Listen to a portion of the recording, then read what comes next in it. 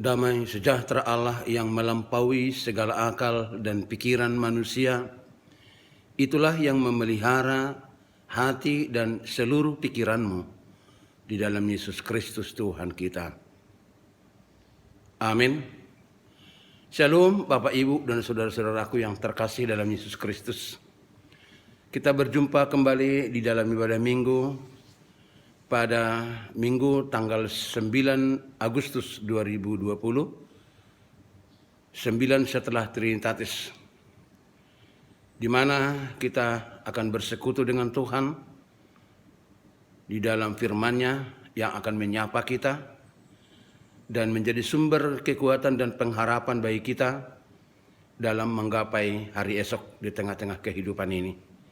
Karena itu, saudara-saudaraku yang kekasih, kaum bapak, kaum ibu, pemuda, pemudi, bahkan remaja dan sekolah minggu, mari sejenak meluangkan waktu untuk bersekutu dengan Tuhan dalam khotbah yang kami sampaikan di dalam nama Tuhan Yesus Kristus Tuhan kita.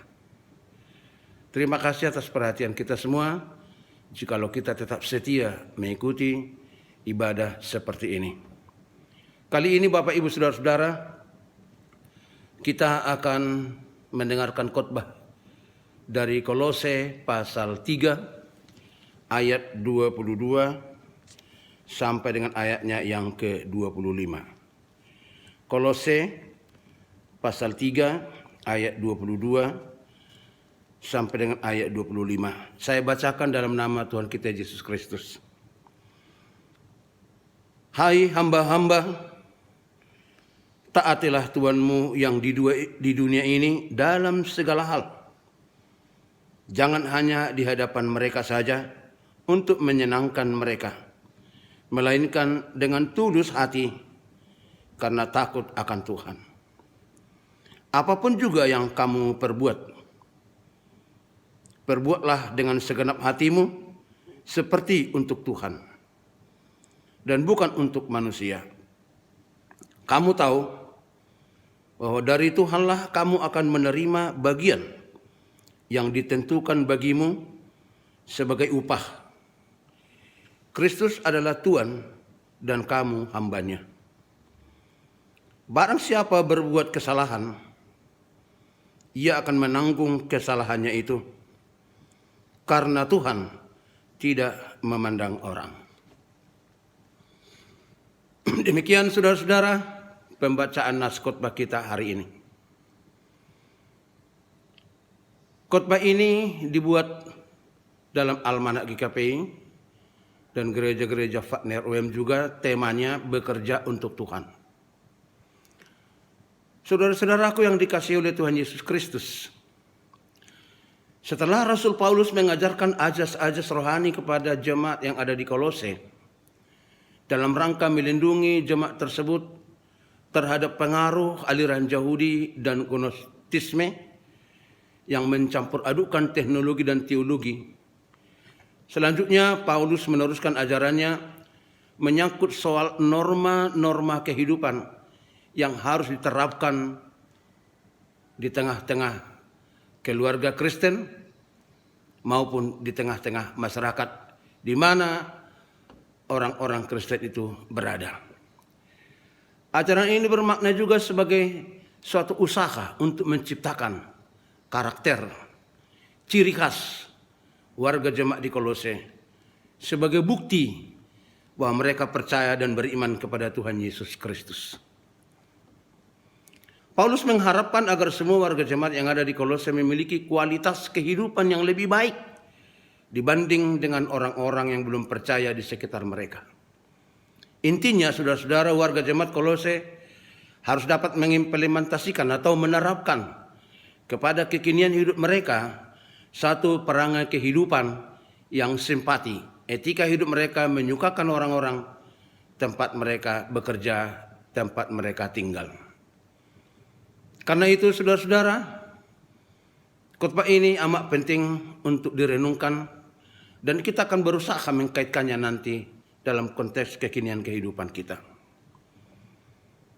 Bagian etika hidup yang diangkat dalam khotbah ini adalah hal yang menyangkut etika orang Kristen di Kolose dalam hubungan kerja antara tuan dengan hamba, majikan dengan pembantu, antara pemberi kerja dengan pekerja atau karyawan, dan seterusnya. Rasul Paulus menghendaki perubahan nisbah atau perbandingan antara tuan dengan hamba sesuai dengan kategori yang telah disebutkan di atas yang terjadi pada zaman itu. Perubahan itu justru akan muncul dari diri sendiri oleh oknum-oknum yang bersangkutan, bukan lewat intervensi kekuatan dari luar dengan kekuasaan penguasa atau undang-undang dan peraturan yang dibuat oleh penguasa. Dalam khotbah ini kita akan melihat adanya penekanan khusus yang tertuju kepada oknum, apakah dia sebagai tuan atau sebagai majikan atau sebagai pemberi kerja dan penguasa, supaya mereka memperhatikan nasihat ini sehingga tidak ada yang bertindak di luar aturan yang dinasihatkan dan dapat merugikan diri sendiri juga merugikan masyarakat luas.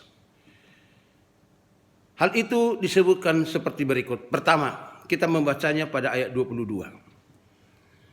Penekanan utama adalah sikap sebagai hamba atau pekerja. Disebutkan di sini dengan tegas, taatilah tuanmu dalam segala hal. Mengapa ditekankan sedemikian rupa kepada seorang hamba untuk taat kepada tuannya dalam segala hal? Sesungguhnya Paulus hendak mengajarkan di sini sikap manusia terhadap tanggung jawab atas suatu pekerjaan yang diberikan kepadanya. Bekerja bukan hanya sekedar demi uang. Bekerja bukan hanya demi membuat orang senang, atau membuat hati tuan senang, atau membuat hati majikan senang, melainkan menurut pikiran ini, bekerja dapat memberi motivasi yang lebih mulia, yakni bekerja dengan hati yang tulus sebagai wujud ketaatan kepada Tuhan. Kemudian yang kedua, kita membaca ayat 23 sampai 24. Hubungan pekerjaan dengan Tuhan. Rasul Paulus menghubungkan pekerjaan dengan Tuhan. Perintah untuk bekerja dengan sepenuh hati dan bertanggung jawab akan menjadi salah satu ciri khas dari kehidupan umat yang percaya, yang sanggup membuktikan iman percayanya kepada Tuhan melalui cara kerjanya sehari-hari. Selain itu, ajaran ini juga menjadi tantangan nyata kepada budak atau hamba yang bekerja tanpa upah, dan yang bisa mereka harapkan adalah anugerah Tuhan yang tentunya jauh lebih baik dari sekedar upah pekerjaan. Bagian yang ketiga, saudara-saudara, ayat 25. Konsekuensi atas sebuah kesalahan.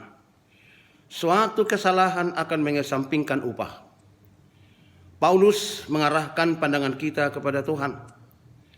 Dia berkata, Tuhan yang tidak memandang muka, tidak dapat disuap, tidak dapat dipengaruhi. Ia pasti menyatakan salah orang yang melakukan kesalahan. Hal ini berarti bahwa Tuhan tidak menilai manusia dari segi lahiriahnya, tetapi Tuhan melaksanakan penghakimannya sesuai dengan pelanggaran manusia pada aturannya.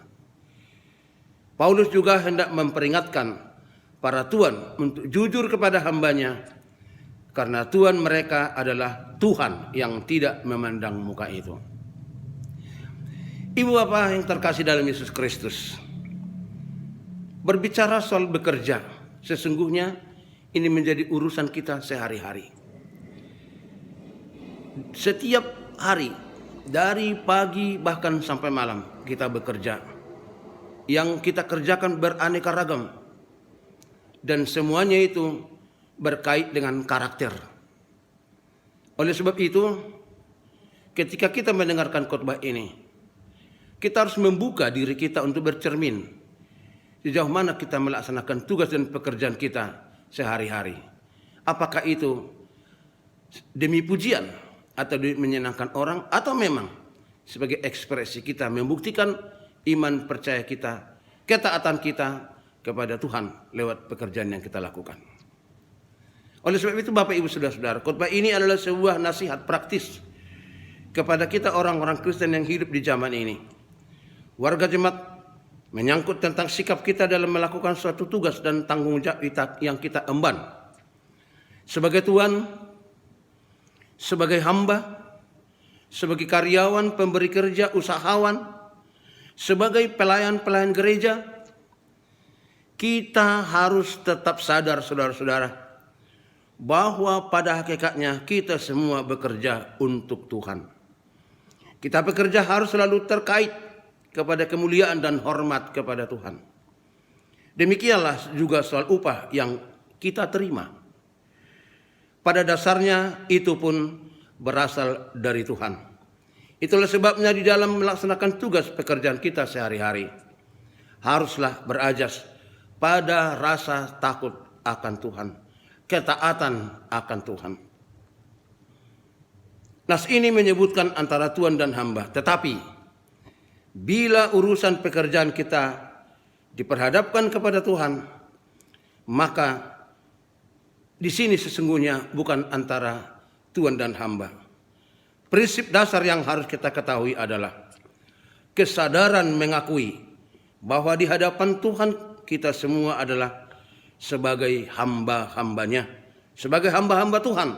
Upah yang kita dambakan sifatnya adalah rohani, bukan secara jasmani. Jadi saudara-saudara, apapun pekerjaan kita pada saat ini, tentu pikiran kita mengarah kepada hal-hal yang positif. Mari kita lakukan dengan penuh rasa tanggung jawab dan atas dasar rasa takut akan Tuhan kita Yesus Kristus, terutama dalam kaitannya dalam bekerja melayani Tuhan. Tentunya dibutuhkan satu pengabdian dari hati yang tulus dan murni. Inilah persembahan yang akan kita persembahkan buat Tuhan. Demi kemuliaannya, sekaligus menjadi kesaksian di tengah-tengah dunia ini. Tuhan memberi kekuatan pada kita untuk mengaminkan dan menghayati firman yang diperdengarkan oleh hambanya pada minggu yang berbahagia ini. Tuhan memberkati. Amin. Allah yang Maha Kuasa, Tuhan dalam Yesus Kristus. Puji syukur terima kasih Tuhan saat Tuhan menyapa kami dengan firman-Mu. Mengingatkan kami tentang prinsip dasar yang harus kami miliki dalam melaksanakan pekerjaan kami sehari-hari. Apakah itu untuk kebutuhan hidup kami? Terlebih lagi ketika kami telah Tuhan panggil untuk bekerja melayani-Mu lewat kegiatan di tengah-tengah gereja-Mu di dunia ini. Berikan kemampuan kepada kami Tuhan untuk melakukan segala pekerjaan kami dengan senang hati, didasarkan pada kesadaran bahwa upah yang terbesar Tuhan telah sediakan bagi kami, yakni kehidupan yang abadi bersama Tuhan di kekekalan nanti. Semangat yang baru itu akan menghantar kami untuk bekerja tanpa sungut-sungut, untuk bekerja tanpa menggerutu, tetapi bekerja dengan senang hati karena kami sadar apa yang kami lakukan itu adalah persembahan kami buat Tuhan. Ajarilah kami Tuhan dengan kuasa Roh Kudus-Mu untuk bersikap seperti itu, supaya kualitas kehidupan kami lebih baik dari orang-orang yang belum mengenal Engkau. Ampuni segala dosa kami Tuhan.